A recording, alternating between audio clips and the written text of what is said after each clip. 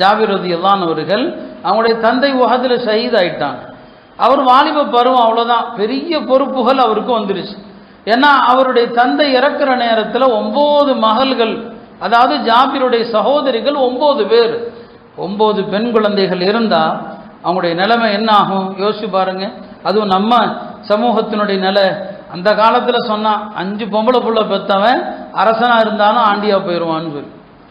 அரசனாக இருந்தால் கூட ஆண்டியாக போயிடுவானா? ஏன்னா பொம்பளை பிள்ளைக்கு கொடுக்குற வரதட்சணை சீரு அதில் அரசனும் கூட கட்டுப்படி ஆகாது. அந்த மாதிரி தான் நம்ம சமூகமும் இன்றைக்கு இருக்குது. அவ்வளோ கொடுமைகளான ஒரு சூழ்நிலை. 9 பெண் மக்கள். பெருமானார் ஸல்லல்லாஹு அலைஹி வஸல்லம் அவர் விஷயத்தில் தனி கவனம் வைப்பாங்க, அவர் மீது அக்கறை வைப்பாங்க. ஏன்னா அவங்களுடைய தந்தை ஒரு பக்கம் பெண் குழந்தைகளை வேற விட்டுட்டு போயிட்டாரு, இன்னொரு பக்கம் கடன்கள் வேற வச்சுட்டு போயிட்டாரு. கடன்கள் வேற. நபி ஸல்லல்லாஹு அலைஹி வஸல்லம் அவர் விஷயத்தில் தனி கவனம் செலுத்தி அவருடைய கடனை அடைப்பதற்கு, எல்லா கடன்களும் அடைப்பதற்கு பெருமானார் ஸல்லல்லாஹு அலைஹி வஸல்லம் அவருக்கு உதவி செஞ்சாங்க. அவர் நிக்கா செய்த நேரத்தில் எந்த பெண்ணை நிக்கா செஞ்சீங்க அதையெல்லாம் பெருமானார் விசாரிக்கிறாங்க. கன்னி பெண்ணை நிக்காக பண்ணீங்களா, விதவையை நிக்காக பண்ணீங்களா? அவர் நான் ஒரு விதவையை தான் நிக்காக பண்ணேங்கிறார். ஏப்பா விதவையை நிக்காக பண்ண? நீ வாலிப பிள்ளையாச்சே. ஒரு வாலிப பிள்ளை முதல் கல்யாணம், ஒரு கன்னிகளியாத ஒரு இளம்பெண்ணை நிக்காக பண்ணணுமே, அப்போதானே வாழ்க்கை இன்பமாக இருக்கும்.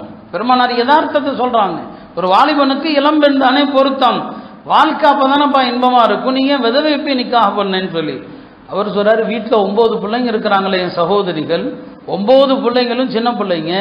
நான் ஒரு கன்னிப்பெண்ணை கூட்டிகிட்டு வந்தால் இந்த பிள்ளைங்களுக்கும் அதுக்கும் சண்டையாக தான் இருக்கும். டெய்லி இந்த பிள்ளைங்களை பராமரிக்கணும், இந்த பிள்ளைங்களை தலைவாரி சீவி விடணும், இந்த பிள்ளைங்களுக்கு ஹித்மத் செய்யணும். ஏற்கனவே கல்யாணமாகி வாழ்க்கைப்பட்டு ஒரு குடும்பத்தில் இருந்து வந்த விதவை பெண்ணாக இருந்தால் என் சகோதரிகளை எல்லாம் பார்த்துக்குவாங்க தானே. ஜாபிர் சொல்கிறார். பெருமானார் சொல்கிறாங்க, சரியான முடிவுப்பா. இப்போ பாராட்டுறாங்க. அசப்த, கரெக்ட், நீ எடுத்த முடிவு சரிதான், உன்னுடைய குடும்பத்துக்கு நீ விதவை பெண்ணை நிக்காக பண்ணது சரிதாங்கிறாங்க.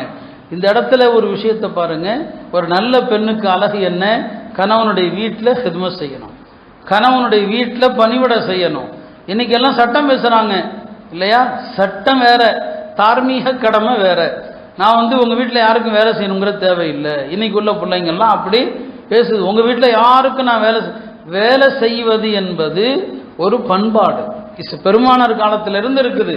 ஜாபிர் சொல்கிறாங்க, என் சகோதரிகளுக்கு வேலை பார்க்கணும். இப்போ நபி அவங்க சட்டம்லாம் சொல்லலையே, உன் சகோதரிகளுக்கு வேலை பார்க்குறது அவள் கடமையெல்லாம் இல்லையே அப்படின்னு சொன்னாங்களா? அதை அங்கீகரித்தாங்க, அதை ஏற்றுக்கொண்டாங்க. அப்போ கணவனுடைய வீட்டில் வேலை செய்யணும். அதே நேரத்தில் வீட்டில் இருக்கிற கணவனுடைய சகோதரிகளும் அந்த வீட்டுக்கு வந்த பிள்ளையை குடும்பப்படுத்தக்கூடாது. 2 பக்கமும் சொல்ல வேண்டியிருக்கு. ஏன்னா அந்த பக்கமும் இல்லாத அநியாயம் அட்டூழியம் அதுவும் நடக்குது, அது ஒரு தனி பக்கம்.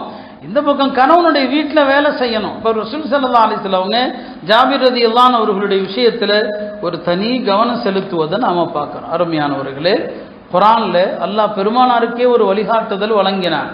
மக்கால சில நேரங்களில் மக்காவுடைய தலைவர்கள், சரி இந்த நபி என்னதான் சொல்கிறாரப்பா போய் பார்க்கலாம் அப்படின்ட்டு வருவாங்க. வந்தால் பெருமானாருடைய சபையில் இருக்கக்கூடியவர்கள் சுஹைப் இருப்பார், அம்மார் இருப்பாங்க, பிலால் இருப்பாங்க.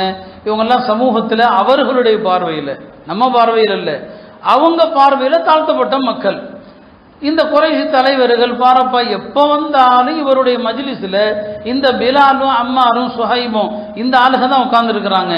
இவர்கள் உட்கார்ந்துருக்கிற வரைக்கும் முஹம்மதுடைய மஜ்லிஸுக்கு நாம் போகவே கூடாது, இவங்களை அனுப்பட்டும் நாம போகலான்னு சொல்லி. இப்போ பெருமானாருக்கு அல்லாஹ் ஒரு ஆயத்தை இறக்குனா, வலா தத்ருதில் லதீன யதுஊன ரப்பஹும் பில் கதாத்தி வல் அஷி யுரீதுன வஜ்ஹா.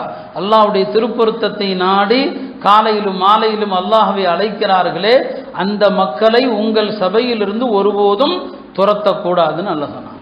இந்த அப்பாவி மக்களை துரத்திடக்கூடாது என்று பெருமானாருக்கு அல்லாஹ் வழிகாட்டினான். எனவே அருமையானவர்களே, சமுதாயத்தில் உள்ள எளிய மக்கள், வறியவர்கள், அவங்க விஷயத்தில் கவலைப்படணும், அவங்களுக்கு வழிகாட்டணும். அவங்களுடைய பொருளாதார நிலைக்கு என்ன செய்யலாம்? ஏழ்மையில் இருக்கிறாங்களா, வருமானம் இல்லாமல் இருக்கிறாங்களா, தொழில் தெரிஞ்சவங்களா இருக்கிறாங்களா? பெருமானார் செஞ்ச மாதிரி இப்படி இது செய்யப்பா விறகு வெட்டுன்னு சொன்னாங்களே அன்றைக்கு அது. இன்னைக்கு என்ன செய்யலாம்? அவருக்கு ஒரு நல்ல வழிகாட்டி அவருக்கு ஒரு சம்பாத்தியம் வரட்டும். இன்னைக்கு நாம நினைக்கிறது வாங்குறவன் வாங்கிக்கிட்டே இருக்கட்டும், அவன் என்னைக்கும் உயர்ந்துடக்கூடாது, அவன் சம்பாதிச்சு முன்னேற்றத்துக்கு வந்துடக்கூடாது. இந்த நிலைமை மாறி அவர்களுக்கு வழிகாட்டக்கூடிய நிலையில் இருக்கணும். அவங்களுக்கு உதவி உபகாரங்கள் செய்யணும். எல்லாவற்றுக்கும் மேலாக கண்ணிய பார்வை. இந்த அப்பாவி மக்களை ஒருபோதும் நாம இழிவோடு பார்த்து விடக்கூடாது. ரசூல் ஸல்லல்லாஹு அலைஹி வஸல்லம் அவங்களுடைய பழக்கம் அதுதான். பெருமானாருடைய ஒரு தோழர் அம்ர் இப்னு ஜமூஹ், அவர் கால் ஊனமுற்றவராக இருக்கிறார். ஊனமுற்றவர்களுக்கு ஜிஹாது கடமை இல்லை. பெருமானார் ஸல்லல்லாஹு அலைஹி வஸல்லம் ஒரு ஜிஹாதுக்கு புறப்படும் போது அம்ர் இப்னு ஜமூஹ் தன்னுடைய மக்களிடத்துல சொல்றாரு, நானும் வரேன்ப்பா ஜிஹாதுக்கு, என்னையும் கூட்டு போங்க. பிள்ளைகள் சொல்றாங்க, தந்தை இடத்துல உங்களுக்கு ஜிஹாது கடமை இல்லை, ஏன் நீங்க வர்றேங்கிறீங்கன்னு சொல்லி அவர் பெருமானாரிடமே வந்துடுறார். யார சொல்லலாம், நானும் வர்றேன்னு சொல்றார். அப்போ சொன்னாங்க, சட்டப்படி உங்களுக்கு கடமை இல்லை. பிறகு பிள்ளைகளை கூப்பிட்டு சொன்னாங்க. அப்போ அவர் ஆசைப்படுறாரு, ஒரு ஊனமுற்றவர், இவர் என்ன செய்ய போறாரு, இவரை கொண்டு என்ன ஆக போகுது இல்லை, ஆசைப்படுறாரு. அவர் ஷஹீதான்னு நினைக்கிறார். அல்லாஹ் இந்த போர்ல அவருக்கு ஷஹாதத்தை கொடுக்கட்டும்பா, கூட்டுவாங்கன்ட்டான். அப்போ அந்த ஊனமுற்றவரால் என்ன வேலை நடக்கணுமோ அல்லாஹ் அவரை கொண்டு வேலை வாங்கிக்குவான். ஆனால் அதே நேரத்தில் அவருடைய ஊனத்தை சொல்லி அவரை இழிவுபடுத்தலை. அவர் போருக்கு ஷஹீதான் ஆசைப்படுறாரா, அவருடைய விருப்பத்துக்கு பெருமானார் ஸல்லல்லாஹு அலைஹி வஸல்லம் அவர்கள் இடம் அளித்தான். எனவே அருமையானவர்களே, நம்மிடம் வேலை செய்யக்கூடிய மக்கள், சமுதாயத்தில் உள்ள ஏழை எளிய மக்கள், அவர்கள் மீது பரிவு காட்டணும். இப்போ இந்த மாதிரி சீசன் காலங்கள், இதெல்லாம் இந்த மாதிரி சீசன் காலங்களில் வேலை செய்யக்கூடிய மக்கள் இரவு பகலா எவ்வளவோ வேலை செய்கிறாங்க. அவங்கள கொண்டு தான் அல்லாஹ் உங்களுக்கு ரிஸ்க கொடுக்குறான் இல்லையா. இவங்க யாரும் வேலை பார்க்க மாட்டோம்னு ஓடி போயிட்டாங்கன்னா முதலாளிகளுடைய நிலைமை என்ன யோசிச்சு பாருங்க. இப்போ அந்த மக்கள் மீது கருணை காட்டுங்க. கூடுதலாக உழைக்கிறதுக்கு அவர்களுக்கு நிறைய ஊதியத்தை அவர்களுக்கு கொடுங்க. அவங்களுடைய கஷ்ட நஷ்டங்கள், குடும்ப விஷயங்களில் ஈடுபடுங்க. இதுதான் ரசூல் ஸல்லல்லாஹு அலைஹி வஸல்லம் அவர்கள் நமக்கு காட்டி தந்த வழிமுறை. எல்லாம்